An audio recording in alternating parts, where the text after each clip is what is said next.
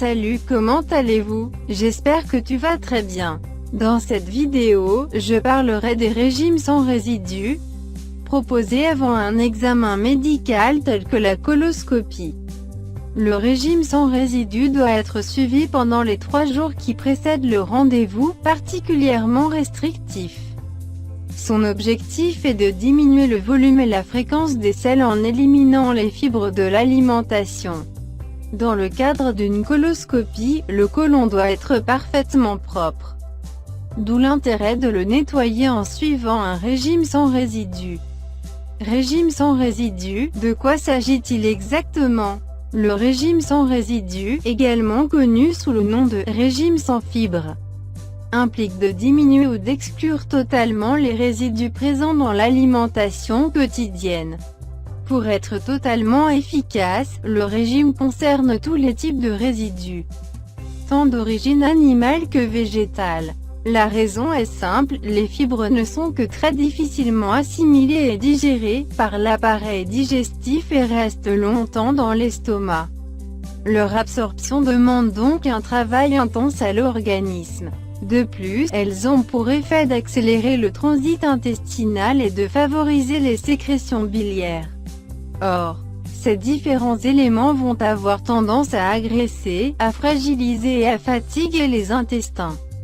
En diminuant de manière drastique ou en supprimant complètement les fibres de l'alimentation quotidienne, on favorise une meilleure digestion et on réduit les éventuelles irritations du côlon et de l'intestin. En somme, on retrouve un certain confort digestif. Pourquoi le régime sans fibres est-il préconisé avant une coloscopie? La coloscopie est un examen médical très fiable qui va permettre de dépister d'éventuelles anomalies ou irrégularités présentes sur la paroi côlique. Pour que la coloscopie se déroule parfaitement, le côlon doit nécessairement avoir été nettoyé au préalable. Sans cette précaution, la qualité de l'examen sera nulle. Une nouvelle intervention sera alors automatiquement programmée ultérieurement. Une mauvaise préparation peut, de plus, présenter des risques importants pour la santé du patient, perforation du côlon, péritonite. Le régime sans résidus aura donc l'avantage de diminuer le transit intestinal, le volume des selles, et préviendra de plus l'inflammation de la muqueuse intestinale. Ainsi, il met l'organisme au repos et réunit toutes les conditions pour que la coloscopie se déroule sans accroc. Mais quels sont les aliments autorisés, ceux interdits, et quelles recettes choisir? Le régime sans résidus, en pratique. Idéalement, le régime sans résidus doit être réalisé 24 à 48 heures avant la coloscopie. Inutile de le prolonger davantage. Cette durée suffit amplement pour permettre une bonne qualité de la préparation. Toutes les fibres étant totalement proscrites, les aliments à éliminer sont donc tous les fruits sans exception.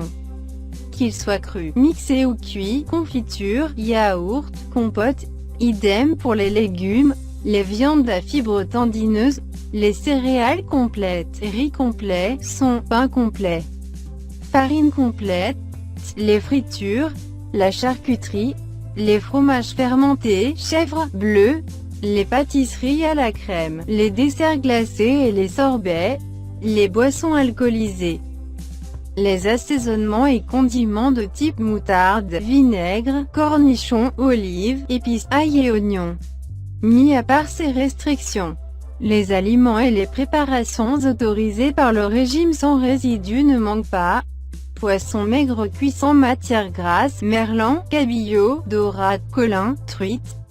Viande maigre, lapin, bœuf, poulet, volaille, œufs durs, à la coque au mollet, féculents, pommes de terre cuites à l'eau, riz, pâtes, semoule, polenta, jambon blanc découenné, blanc de volaille, lait et produits laitiers, yaourt nature, fromage blanc, flan, fromage à pâte dure, tome, Cantal, mimolette, Saint-Paulin, gruyère, biscuits secs, pain grillé, pain blanc, pain de mie, brioche, biscotte, sucre blanc et miel.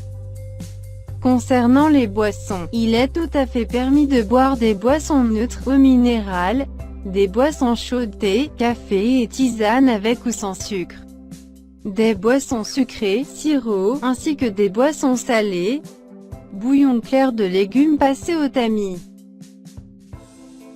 Aimeriez-vous connaître une méthode infaillible, basée sur la science, qui est garantie pour faire fondre toute votre graisse corporelle indésirable, en seulement 14 jours?